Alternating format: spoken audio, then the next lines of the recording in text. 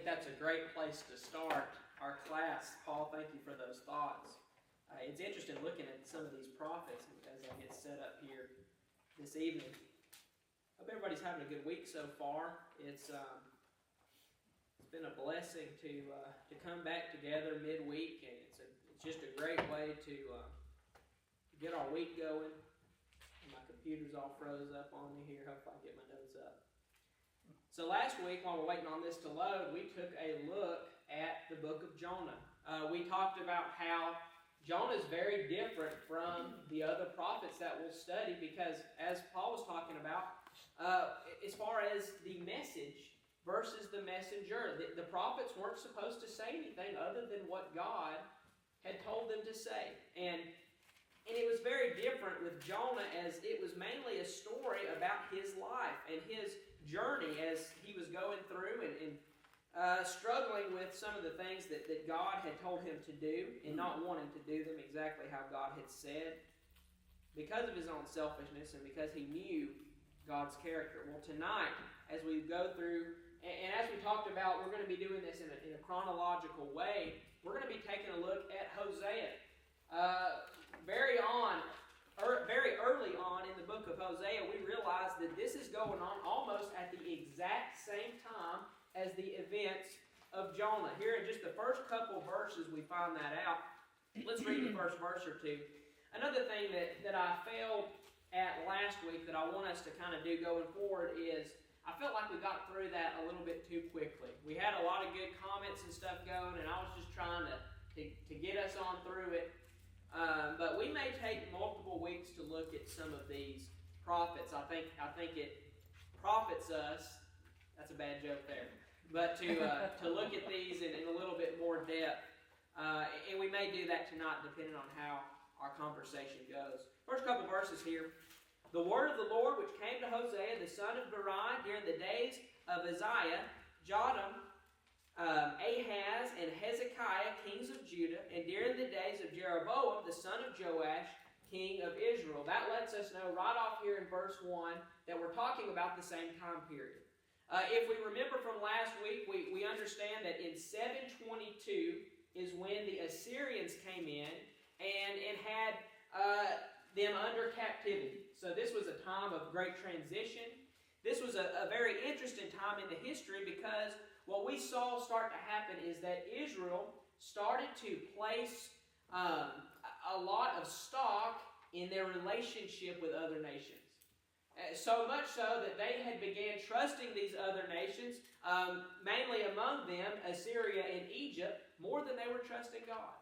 Obviously, this was not a recipe for success because of some of the events that would follow. This is about, he lived in the northern kingdom of Israel about 200 years after the split from Judah that we find in 1 Kings chapter 12.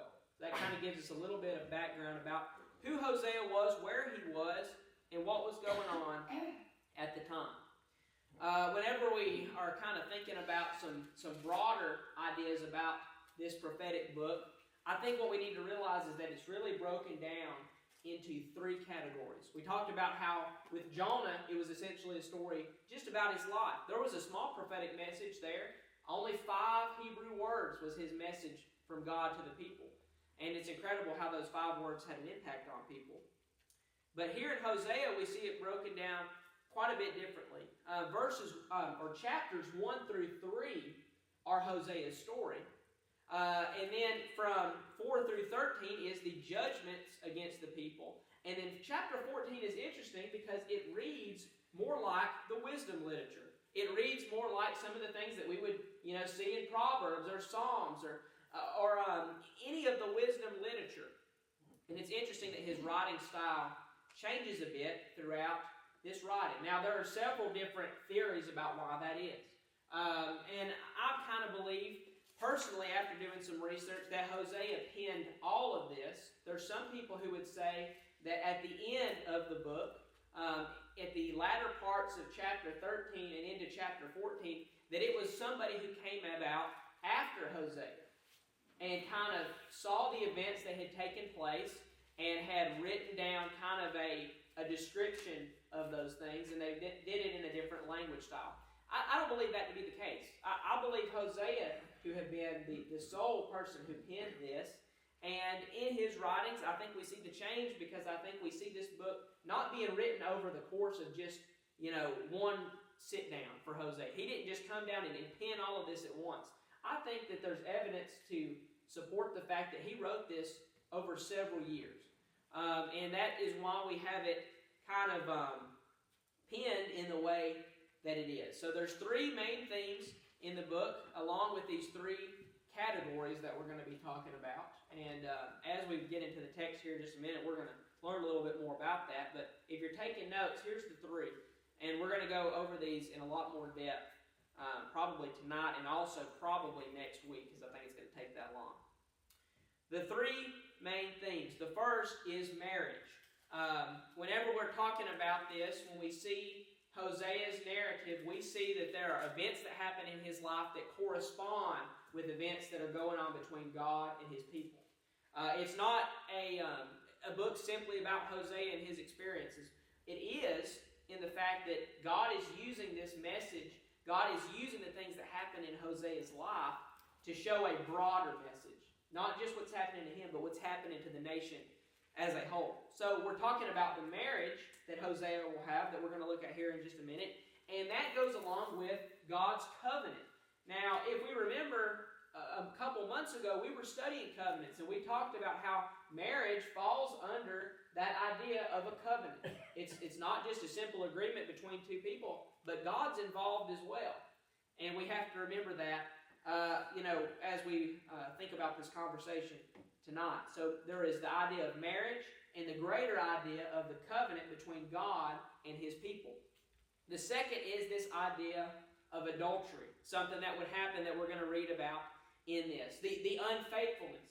And this corresponds to the idol worship and the things that they were doing in the nation.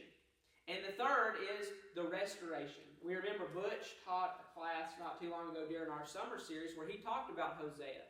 And his topic was about restoring, right? And if we remember, what we'll see in this book is that God, despite the punishment for some things that are well-deserved, always has a plan of redemption. And so those are the three categories, the three major things that we're going to look at as we dig into Hosea. And those are marriage, adultery, and restoration. So let's get on into it here in Hosea chapter 1. Verse 2 is where we'll pick back up. When the Lord first spoke to Hosea, the Lord said to Hosea, "Go take for yourself a wife inclined to infidelity, and children of infidelity. For the land commits flagrant infidelity, abandoning the Lord." So he went and he took Gomer, the son of Diablam, and she conceived and bore him a son. Right here in the first couple verses, we understand what we're talking about when we're talking about the first of these three, and that is the marriage to Gomer. Now, this isn't Gomer from Andy Griffith. This is a woman. This is a woman of the streets. This is a woman of the night. And for Gomer, it's just really a bad situation for Hosea here. The Lord asked him to do this. Now, there's some people who may raise the question, why would the Lord have a man of God, somebody who is a prophet, somebody who has wanted to spread his word, to do something like this? And that's where I want to first open us up to comments this evening. Why would God allow somebody who is a servant of him to be in a situation like this? Paul? I think a lot of this is just so the people would recognize right before their eyes of what they're doing to God. And they're seeing this. It's the same kind of thing that there's a prophet that God says, lie on your left side this number of days, and this is the number of years they're going to be in captivity. Lie on your side, the other side, for a certain number of days. There's things that they do physically, but there's a spiritual meaning to it. And I think this idea of him doing it, it's an example for them to see. They would say, why, this is wrong. Why are you doing this? But that's what the exact same thing they're doing. And this would have been a great wake-up call, not only for him, but for the people who saw this. I believe that this part of the book was written right before the captivity. So the people were in desperate need of of this message. These people were in desperate need to see the unfaithfulness that was going on and to hear this message. So I think there's a lot of truth in that. Thank you for that, Paul. What else? Any other things we think of? It's just in verse 2, when he tells us why. He tells us why. When the Lord first spoke through Hosea, the Lord said to Hosea, "Go take for yourself a wife, inclined to infidelity and children of infidelity, for the land commits flagrant infidelity, abandoning the Lord." We understand the situation right off here in verse 2. That the reason this is being done is because of what the people have done. It's as simple as that. And the Bible clearly lays it out there for us. And let's pick back up down here.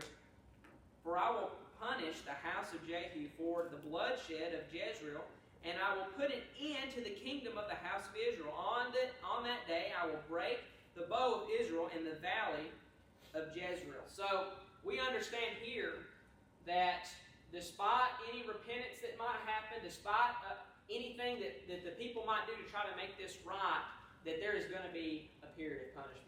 There's no getting around it.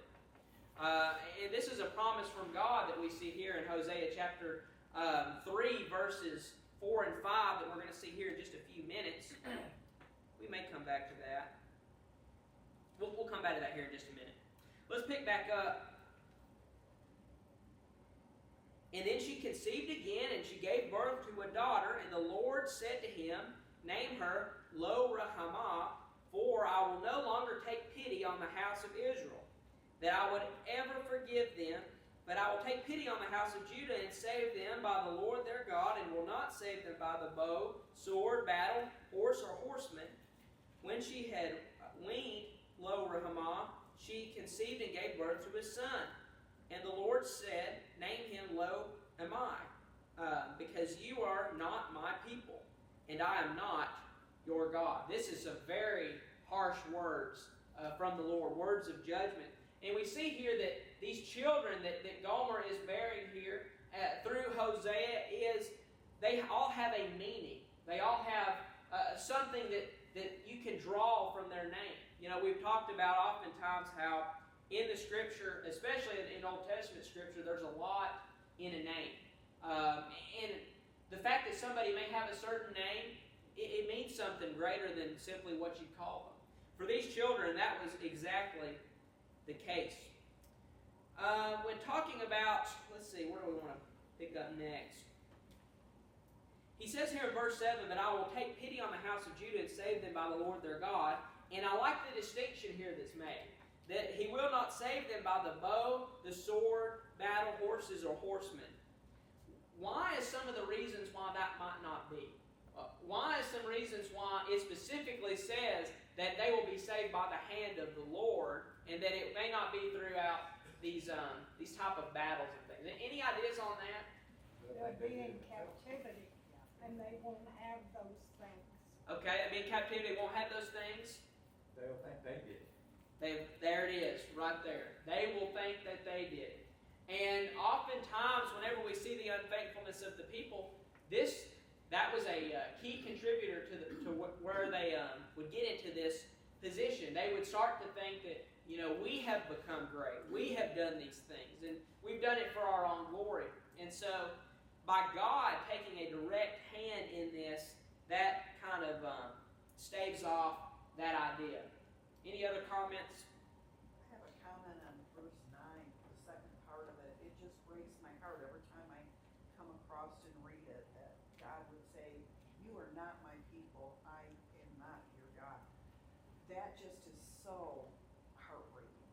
I think of people who have walked away from God, fallen away. I don't know, it's just one of my sensitive areas. It's very sad. Can you imagine? God, saying this to you. Can you imagine?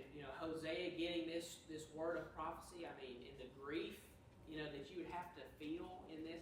These prophets, they did this with a heavy heart a lot of times, and that they're met with people who really don't care what's going on. They don't really care what they're doing, and then here's these men of God in a lot of cases, and they weren't perfect. But here they are, they had a heart wanting to serve God, and they saw the people doing this. This had to be incredibly sad.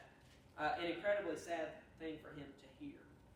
We talk about a lot of the picture in Scripture. When we can see these events, and there's always a picture that God is trying to paint and trying to get them to understand. And there's a lot of words that are really a picture. Paul? Along that line, we can go even further in Hosea. This is, I know, a lot further. In chapter 11, the very first verse, and this is talking about Israel. It says, when Israel was a child, and this is I loved him. Very seldom does it say Israel and Judah as a male. It's usually as a wife or a female, daughters, sisters, that sort of thing. But here it says, when Israel was a child, I loved him and called my son out of Egypt.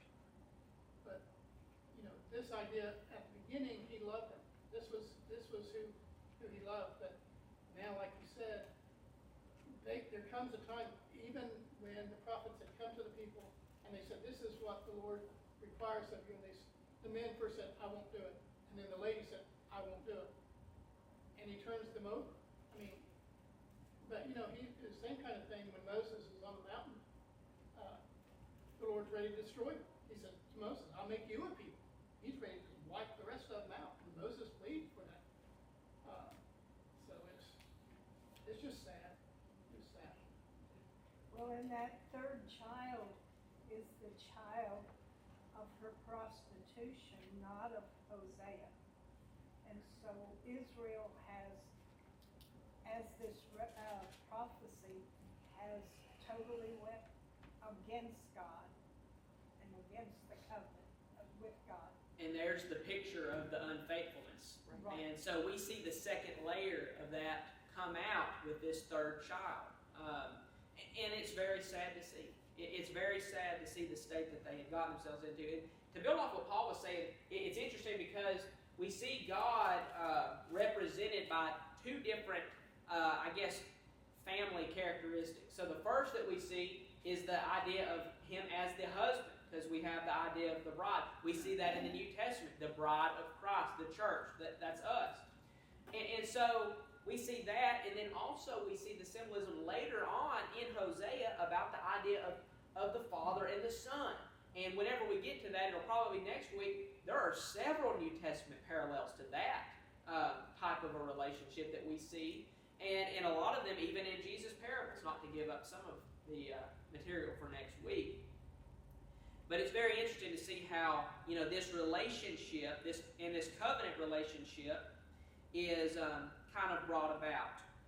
So we have this, this picture of, you think about God being this faithful husband. He takes them to Sinai. He gives them the Ten Commandments. Here they are entering to this covenant relationship with God. And we understand that through the covenant, it is a relationship. And we've talked a little bit about this before. How it's not just a list of rules, but there is a personal relationship with God that has to be achieved through that. It can't just be a ritual. It has to be a matter of the heart. The people's hearts were far from God.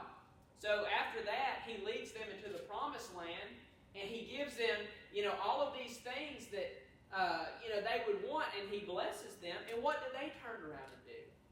They turn around and start worshiping Baal. And so here we are in this situation where there is the start of the unfaithfulness, there is the start of the cycle, and we would see this become a problem in their society where, you have this Baal worship. So because of the covenant that had been broken, God has every right to, in a picture kind of way, divorce the people. Because here he is being, viewed as this idea of the husband and the wife in a spousal relationship. And he has every right to divorce the people, but that's not what God does, is what we're going to come to find out. Let's pick back up. So we have this idea of the children going down there through verses 9 and 10. Yet the number of the sons of Israel will be like the sands of the sea, which cannot be measured or counted. And in this place where it is said to them, "You are not my people," and it will be said to them, "You are the sons of the living God." And the sons of Judah and the sons of Israel will be gathered together, and they will appoint for themselves one leader. And they will go up from the land, for the great day of Jezreel will be great. So we start to see a little bit picture here of the hope. Now we're going to see that come about more so here in just a few minutes. Any other thoughts on chapter 1? We're going to move over to chapter 2.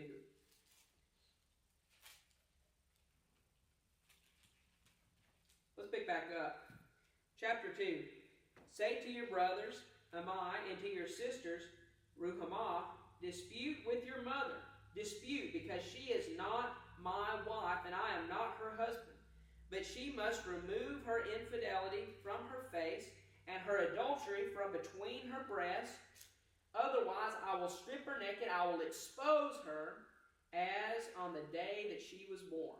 I will also make her like a wilderness, make her like a desert land, and I will put her into death with thirst. And it's a very sad picture here that we see. Hosea describing this unfaithfulness, describing this to the children here. And this idea in verse 3 of being stripped naked, of being exposed. This is a part of the language here that's talking about exposing the sin, exposing the unfaithfulness. And it's more than just physical nakedness here is what we have to realize that he's talking about.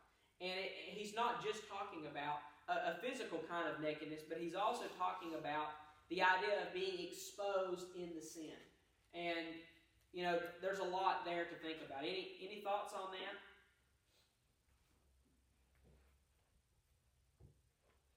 We'll pick back up.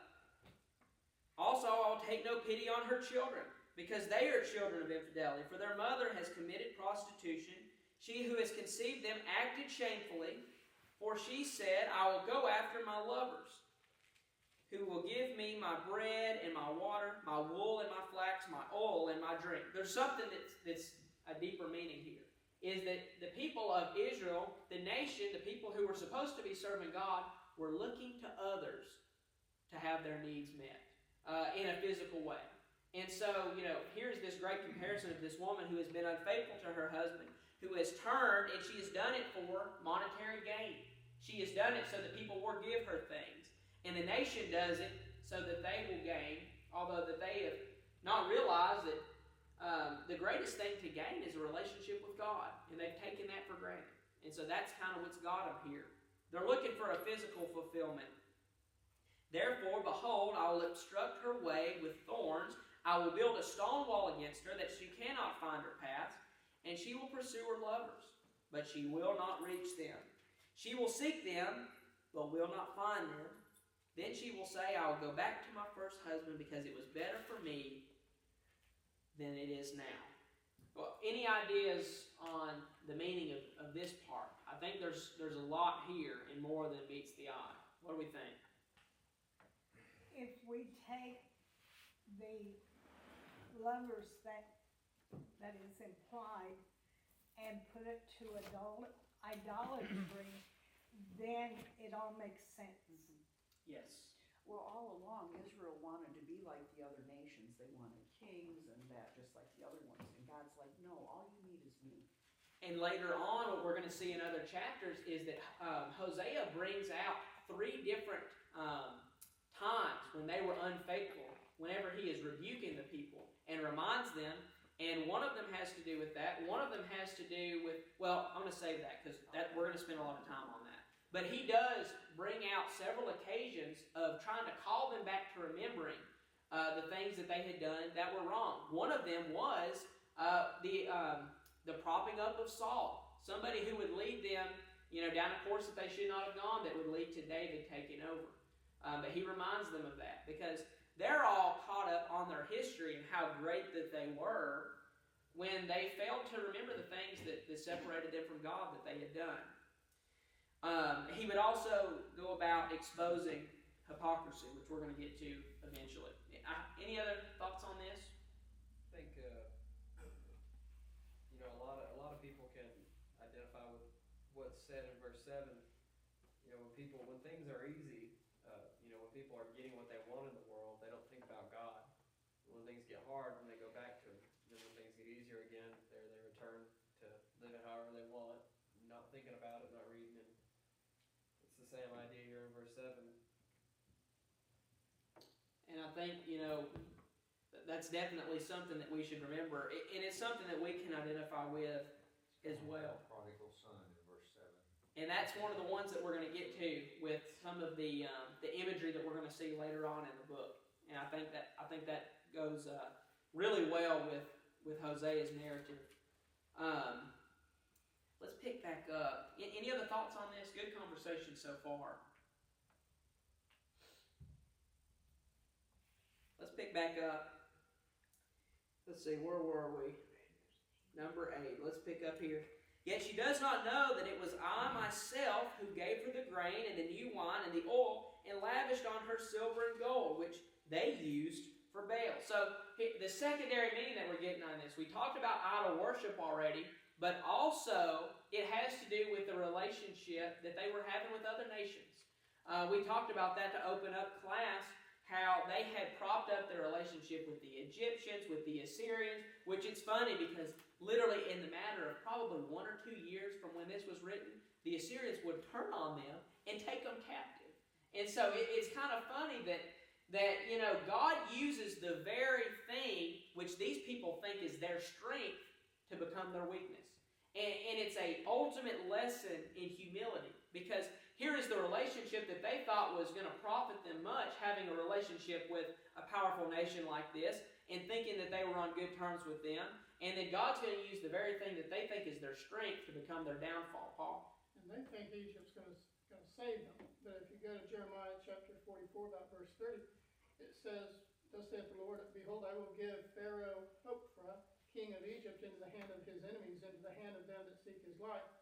And unto the hand of Nebuchadnezzar, king of Babylon," and he says earlier, "who is my servant." And so he's using Nebuchadnezzar to do his will in punishing both Judah and the others. That's right. That's exactly right. And so you kind of see the undertone of that there in verse 7, that God will not allow them to use these other means to satisfy themselves or to get help. There in verse 7, and she will pursue her lovers, but she will not reach them. There in verse 7. And she will seek them, but will not find them. And she will say, I will go back to my first husband. Who's that? That's the Lord. That's God. I will go back to my first husband because it was better for me than it is now. Isn't it sad how we talked about this Sunday night? Sometimes you have to hit rock bottom before you see the need to start building back with a strong foundation. And that foundation for us is the Lord. But they would have to hit rock bottom many, many times for this to kind of get through their head. Let's pick back up. Let's see. Number 9. See, I'm really bad at this. Remembering where we stopped. Therefore, I'll take back my grain at harvest time, and my new wine in its season, and I will take away my wool and my flax that I gave to cover her nakedness. So now I will uncover her lewdness before the eyes of her lovers, and no one will rescue her from my hand. I will also put an end to all of her joy, her feast, her new moons, her Sabbaths, and all of her festivals. I will destroy her vines and fig trees, of which she said, they are my wages for prostitution, which my lovers have given me. And I will turn them into a forest, and the animals of the field will devour them.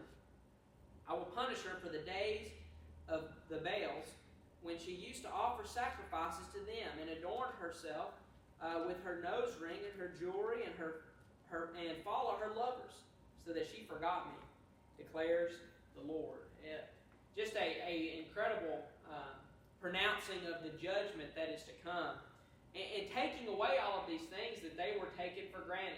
You notice there, it even has to do with religious things, saying that it would take away the Sabbaths, the festivals, all of the things that they took great joy in. The Lord was going to take them away, and He was going to do it through the hand of these other nations. And it's interesting to me that here in verse 13, and I will punish her for the days of the Baals, when she used to offer sacrifices to them and adorn herself with the nose rings. And then it goes on to say that it's because they forgot me. The hypocrisy of the people is incredible, because what we forget is during this time, the people, they still were making sacrifices. They were still going to the temple and doing these things and celebrating these feasts and festivals and keeping the Sabbath. but they were also doing it while they were worshiping Baal. There were two prominent cities that they had erected statues of these false gods and these idols, and here they are doing this all while they were still claiming to be serving the Lord. You cannot serve two masters. It's very well stated in the Scriptures. You cannot serve two masters, and here they are in this great hypocrisy, trying to serve God while they were also trying to serve man, while they were also trying to serve these relationships that they were catering to these other nations, trying to appease them with these false gods. It's very heartbreaking to see that they were trying to do that. You can't serve two masters. You'd almost think that they were in the same mindset as people today, and that they got it in their head, once saved, always saved. They thought they were always in the Lord's hands. They did, and there was a sense of great pride and arrogance even. And we would see this come about again when the Pharisees started to become prominent. They came, they were very, with great pomp, they were very, sure of their own salvation, but they had neglected the weightier matters of the law, Jesus said. And these people were in the same boat. Paul? I can't help but think of the passage where he says, I could raise up these stones to be a people. I can have these people. It's not about you. You're just the tool for the Lord. And man, it's really sad, and you see that, the great power of the Lord. It's not about what you're doing, but it's about what I'm doing through you. And so we see that message there. I think to build off that, the people, they have this, the mindset of let's make a name for ourselves. And, that reminds me of the Tower of Babel, it says let's go out and make a name for ourselves. But I also think about in Job chapter 1, at the end of the chapter, right before chapter 2, Job says the Lord giveth and the Lord takes away.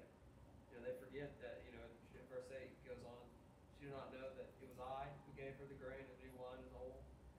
People think, oh, well, we'll go out and make a great name for ourselves, and we'll go out and earn all these things for ourselves. But in reality, you can't do anything for yourself, only if God allows you.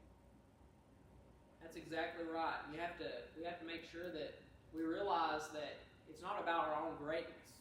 It's about what God is doing. We can never forget that. Let's pick back up. We'll skip down to verse 16 here, and we're going to try to get through a few more things here. Like I said, we still have quite a bit. It may take 1 or 2 even more weeks to get through this. Verse 16. It's just like in the book of Psalms, when verse 6, the whole chapter, every verse said, and his mercy endures forever. That's exactly right. And we're getting to the point here where we're about to see a little bit of that coming out. Here in verse 16, and it will come about that on that day, declares the Lord, that you will call me my husband, and no longer call me my Baal.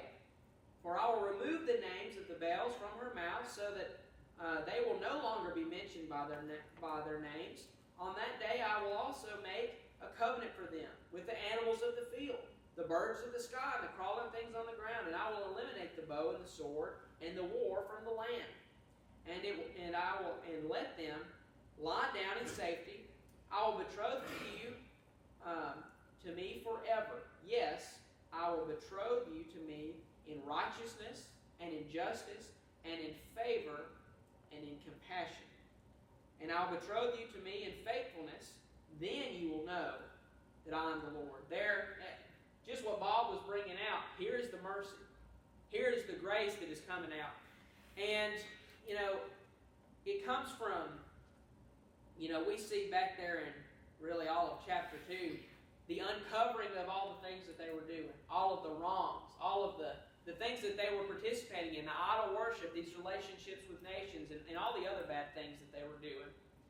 And then we see the image of God here, coming about here, and really picking up in verse 14 and going through what we just read.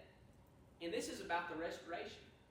And so when we see these prophets and we see the prophetic messages, oftentimes it kind of goes in a set order that we see a lot of times.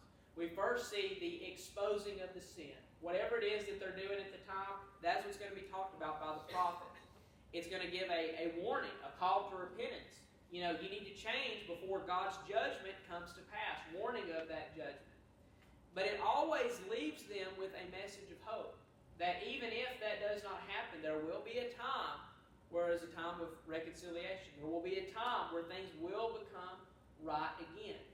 A lot of times we see in parts of the prophetic literature where we see that's where we see a lot of the messianic prophecies. And we're going to see a little bit of that here. And in other places as well.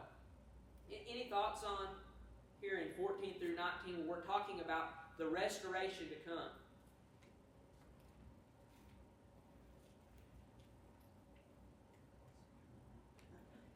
I'm trying to find the scripture to back it. I love here in verse 19, I'll betroth you to me forever. Yes, I'll betroth you to me. And listen to this description that's given of the Lord here. In righteousness and in justice and in favor and compassion, and I'll betroth to you to me in faithfulness. Notice that obviously being the inverse of the unfaithfulness. You do this in unfaithfulness, what's the Lord going to do? He's going to do it in faithfulness. He's going to do it, and you're going to be secure in His hand. And so, there's the difference. There's the big difference in the two right there in front of us here in verses 19 and 20. Any thoughts? He keeps, it's the mercy. You know, he keeps setting the example of how he wants his people to be. And we're told in Scripture, and that's what I was looking for, is, you know, what does the Lord require of you? To walk humbly with your God and be righteous, but have mercy. And he shows mercy over and over again for us to show mercy. And that's something that we have to reciprocate the mercy that we're shown. We'll pick back up verse 22. And the earth will respond to the grain, and to the new wine, and to the oil, and they will respond to Jezreel. And I will sow her for myself in the land. And I will have compassion, there it is again, on her who has not obtained compassion. And I will say to those who are not my people, you are my people. And they will say, you are my God. Now we're starting to get in some stuff that we might be more familiar with. What's this talking about? Salvation. Salvation. Salvation to the Jew first, and then to the Greek, and then to the Gentile. That's us that it's talking about. These people who are not God's people. These people who are not into the promise. There's a time coming when they would be. And so we see that here in Hosea chapter 2, verse 22 and 23, that there's a time when, they're not my people. You are my people, and I will say that you are my God. And there's no greater statement than that we'll see in all of Scripture. Let's go into chapter 3 before we wrap up here. There's one more thing I want to get to. It's sad that a lot of these chapter divides are where they are, because there is so many times where there is a continuance of a thought, and it just kind of messes us up. So let's continue into the first few verses of chapter 3. Then the Lord said to me, go again, love a woman who is loved by her husband, yet is committing adultery. As the Lord loves the sons of Israel, there they turn to other gods and love raisin cakes. That's interesting right there. So they purchased her for myself. So I purchased her for myself for 15 shekels of silver, and a homer and a lecheth of barley. Then I said to her, you shall live with me for many days. You shall not play the prostitute, nor shall you have another man. So I will also be toward you. For the sons of Israel will live for many days without a king or a leader, without sacrifice or a memorial stone, without an ephod or household idols. Right there in verses 3 and 4 is talking about this time that they will go without. Well, despite this time of restoration that we just talked about here at the end of chapter 2, it does not mean that there's not consequences for their actions. And that's kind of where I want to leave us at as we go into next week, because the people are still going to have to pay a consequence. It's not just a good end of the story for them. They're still going to have to go into exile. They're still going to have to be taken over by the other nations. And that kind of leaves us off right there. Any thoughts as we close this evening?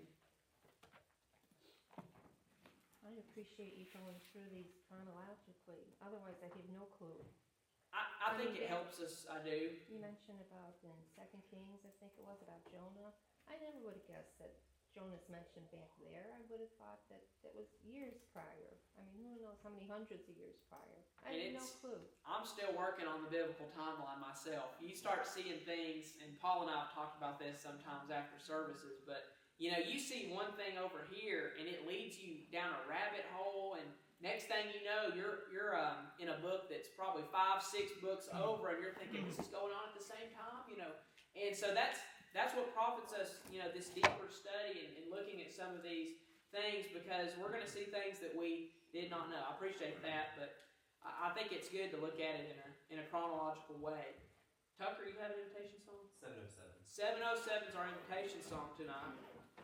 Kind of a recap of what we're talking about is the unfaithfulness of the people. Just because we can look at people like this today, where we sit, we can look at them and think, how stupid they must be. That you have God who has blessed you so much, and yet you're off doing all of these things, that please you. And you've seen even God do miracles. You've seen God, dwell in the temple. You've seen God do this and that. And yet you're still unfaithful. Well, we look at that, but really, are we any different? It says in Romans chapter 3 that all have sinned and fallen short of the glory of God. We all have made mistakes. We all have been unfaithful. We may not have been unfaithful to our spouses or to our relationships like we've read about here so far, but I can guarantee that at some point or another we've all been unfaithful to God. So tonight, if we're struggling with that, if we're maybe in a period where we're in that right now, there's no better time to make it right than right now. And let's think about those things, and let's think about our relationship with God this evening as together we stand and sing together.